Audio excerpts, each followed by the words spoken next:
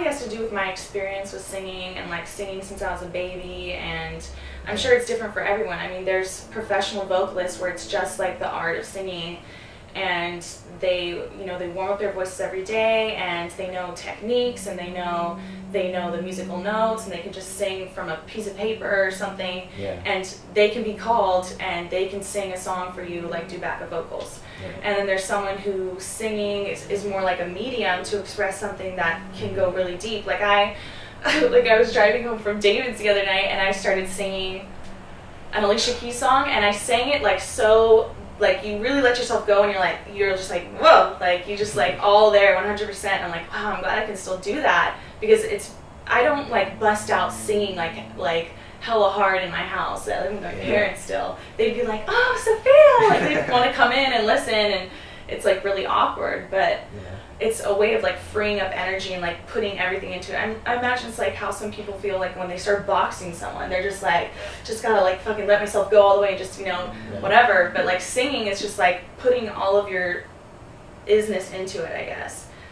And so you're also showing yourself in a way, I guess. Yeah. But I don't know, I think that's why... It sounds like you guys, you mentioned a moment where you like surprise yourself, or like you're like, oh, I still got it, or like there it is, like that's when you're waiting for that. I mean, how many times do you guys go through that, David and Sophia? Like whether it's creative expression or it's realizing an insight, like there we go, like sing for ourselves, like our own experience, or when we're together. Broad. It's a general both of you. Your personal experiences, like how often do you think that really happens? Like a day-to-day thing with you? Is it a weekly thing, or a monthly thing, or a rare like gem that comes along every once in a while? Well, for me, I mean, the idea is that like I want to be showing up 100% of the time. And I think I really connected with the way you were asking the question, because the thing with singing is like, especially if like she has the actual knowledge and experience that she knows that you can suddenly belt out this tone and like people are going to be in tears or something like that. And then you have this other voice that you speak, and you're just like, how's it going? Did you watch the game? And you kind of maybe you kind of go with some dramas or something that aren't necessarily so core to you. And I think everybody knows that there is a self that I guess you could see more as sacred, where it's like, I'm showing up 100%, I'm alive, you're alive, let's thrive.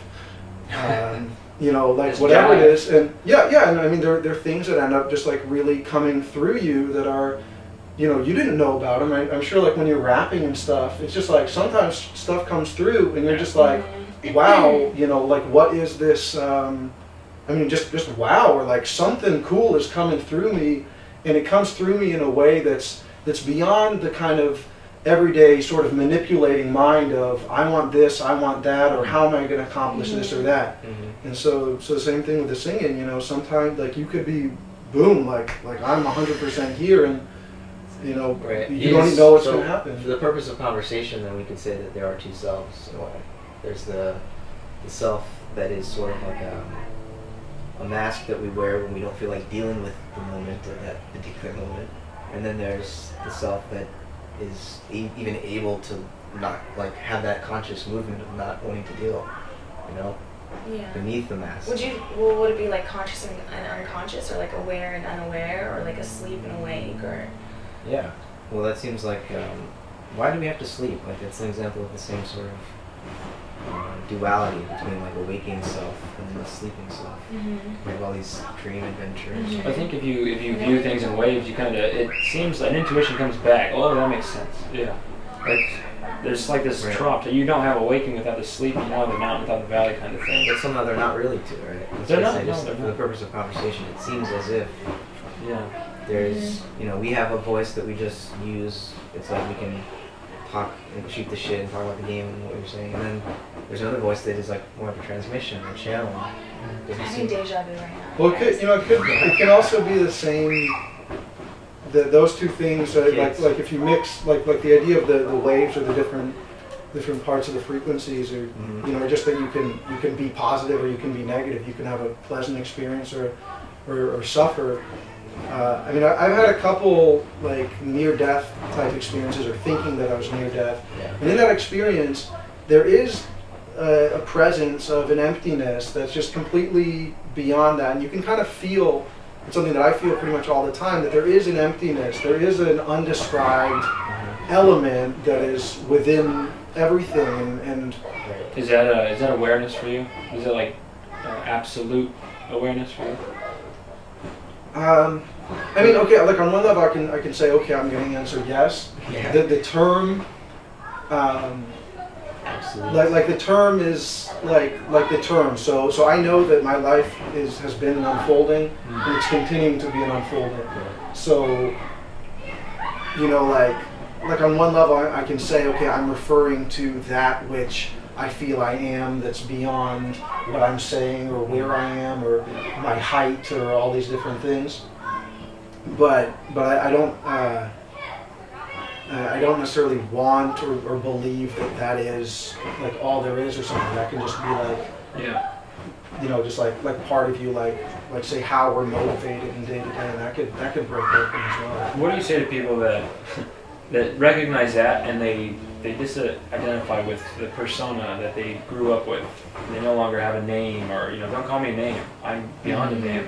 How do you feel towards people like that? I mean, are they taking it too far? Do you have any criticism, or are you just like, okay, just do your own thing, and I'm doing my own thing, I suppose? How do you do that? You know, I mean, everybody does what they do. I mean, there's some people that I gravitate to in the material world to be friends and to work together. You know, like there's some people that that I can feel that there is a limited amount of time in this incarnation, or like I have a limited time to live, if we want to put it in the normal words or something. Okay. And so if a person is going to say, look, you know, I want to watch baseball every day, or I want to do these things, there's a certain level of presence that's a lot different, that I'm not going to be able to, like, I'm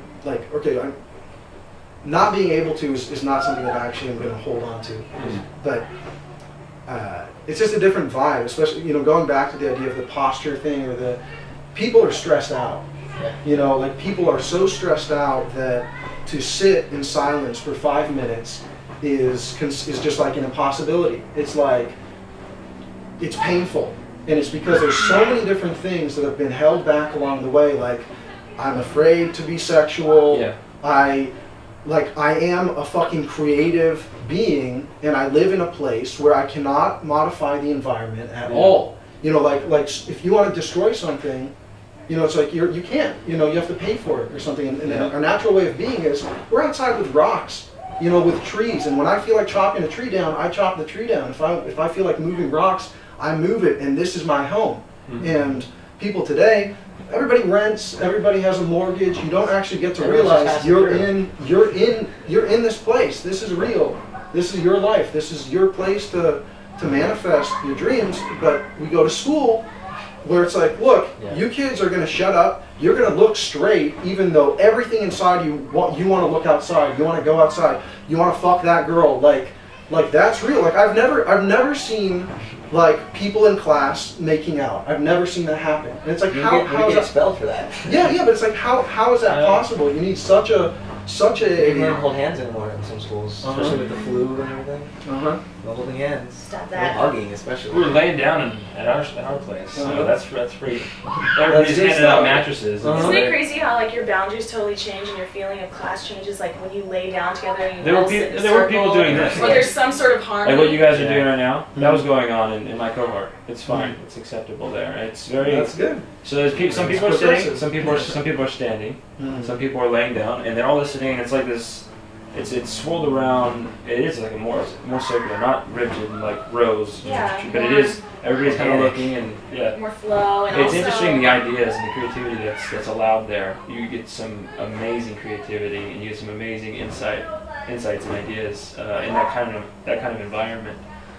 They've maintained their accreditation somehow too, so it's like they're balancing somehow. That's right, and we can get in further in the. But anyway, I wanted to go back to what David said earlier, that sometimes people do say you seem like you're from another planet. But how many people actually live on Earth or recognize that we do live on Earth? Yeah. At least the people in America or the Western world, or the people that I've been interacting with, like through going to school and having some kind of sense of what I am or something, very, very small. I mean, very small amount of people really are grounded and present, and they're like, okay, I'm here now, and also are capable of being here now and of having a fairly accurate worldview of what's going on. Yeah, and that's not important in school. You know, the way that the education is set up now, you're taught to basically be a corporate employee and a consumer. That's your. Well, it's beyond not important. It's too important. It's too powerful. If you have a school, you got like Berkeley, you have 350 kids taking in environmental sciences classes. Right. If you ask them, why are you here? It's like, I want to do something to change the world. I want to figure it out.